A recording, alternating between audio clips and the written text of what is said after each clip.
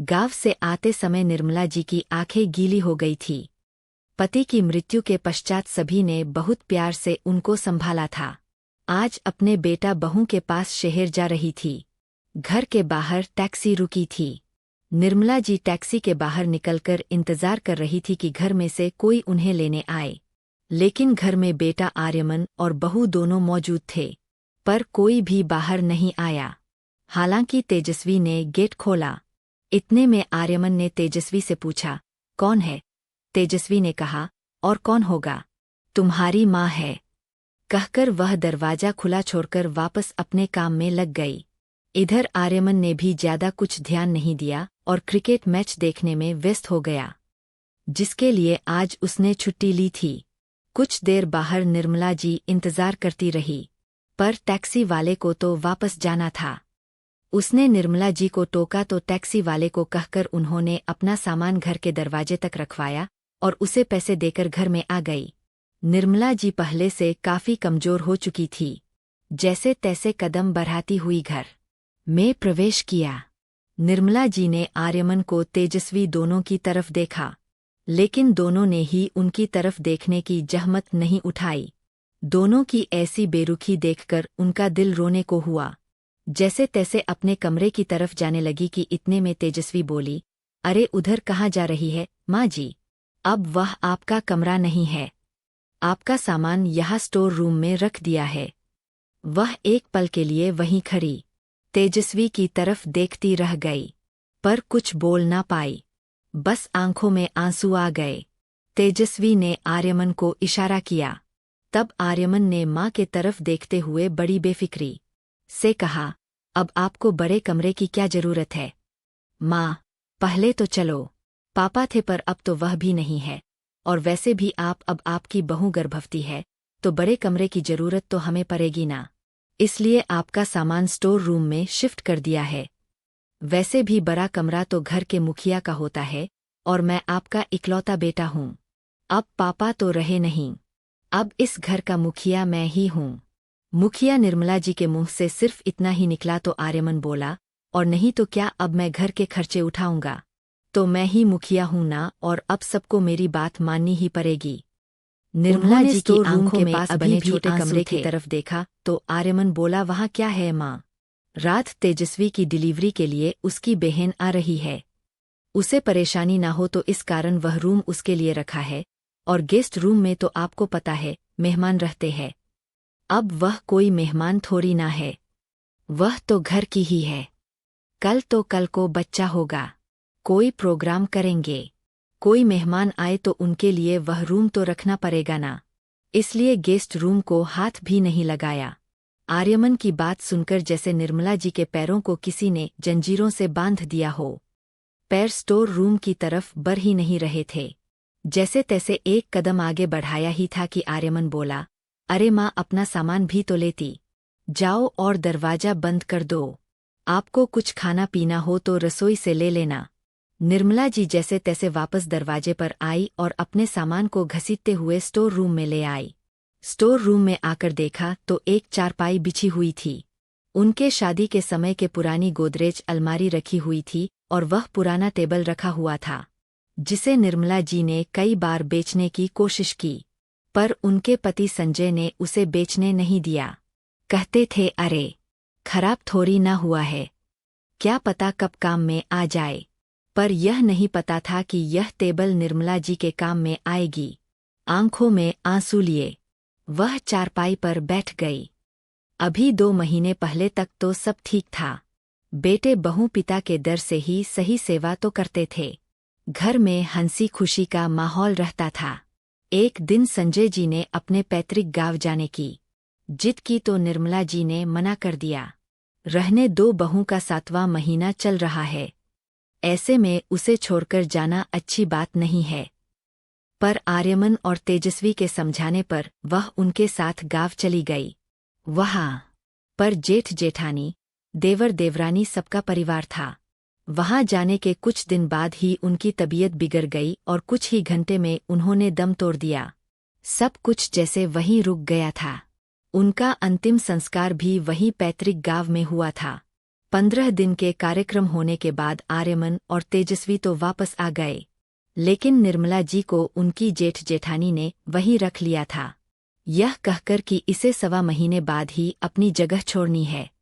आज 1.25 महीने बाद वह गांव से लौटी थी, वह भी अकेले, वहां तो पूरा परिवार स्टेशन पर छोड़ने आया था। पर यहाँ आरे देर रात उन्हें नींद आई, इस कारण से सुबह नींद देर से खुली।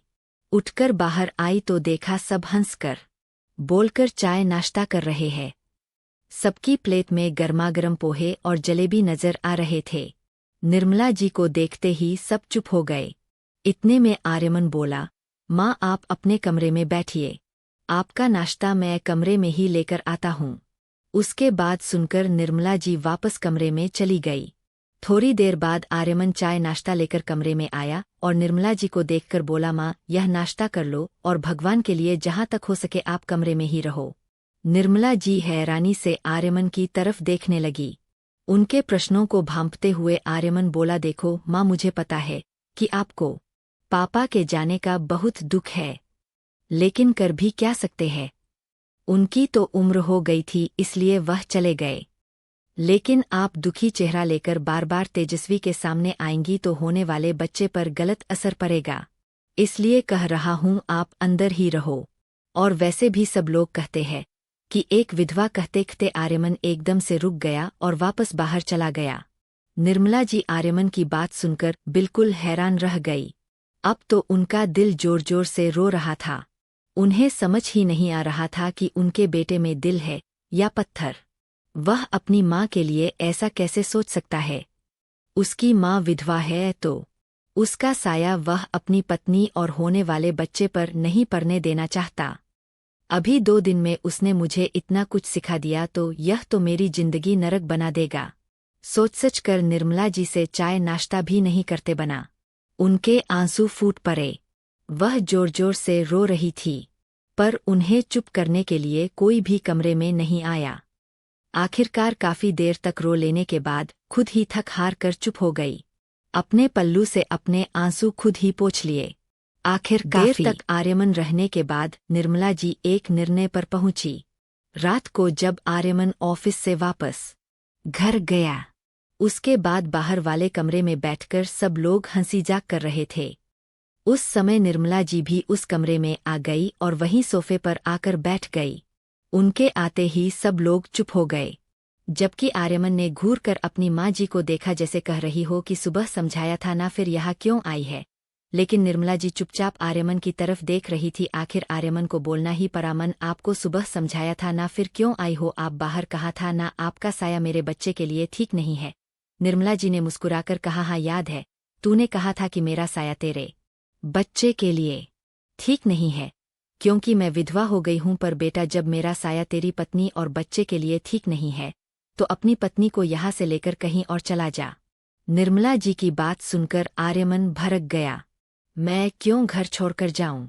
अब घर का मुखिया मैं हूं और आप इस तरह से मुझसे बात नहीं कर सकती। मुखिया जी, आपको बता दूं कि यह घर मेरे नाम पर तो किस खुशी में आप घर के मुखिया बनने को तैयार हो गए। तभी तेजस्वी बोल, माँ जी आपको बता दे कि अब घर के सारे खर्चे यह उठाते हैं, आपके बस की बात नहीं। आटे दाल के लिए पैसे कमाना। अब तो निर्मला जी खड़े होते हुए बोली, अच्छा इसकी चिंता तू मत कर, वैसे भी तेरे पति के हाथ का आटा दाल मैंने नहीं खाए। जब तक मेरे पति थे उन्होंने घर का खर्चा दिया था। उनकी जेब मौत हुई, जब मौत हुई तब मैं गांव में थी और जब से मैं यहाँ आई हूँ तब से मैंने तुम्हारे घर का तो कुछ खाया ही नहीं, इसलिए मुझे आटे दाल का ताना मत देना। अपने आटे दाल का बंदोबस्त खुद कर लूंगी, तुम लोग अपना बंदोबस्त कहीं और कर लो। निर्मला जी का साफ साफ रुख देखकर अब तो तेजस्वी की मम्मी बोले, अरे समधन जी आप तो बच्चों की बात को दिल पर ले रही हो, बच्चे ही तो है, माफ कर दो। माफ कीजिएगा समधन जी, यह बच्चे नहीं है, बच्चों के माँ बाप आप बनने वाले हैं। और उस समय आप क्यों नहीं बोली जब यह मेरे साथ इस तरह का व्यवहार कर रहे थे? आप भी तो कल से ही घर में है ना। मुझे कुछ नहीं सुनना है। अपनी बेटी और दामाद से कहिए कि अपना बंदोबस्त कहीं और कर ले। अब इन्हें इस घर में नहीं रहने दूंगी।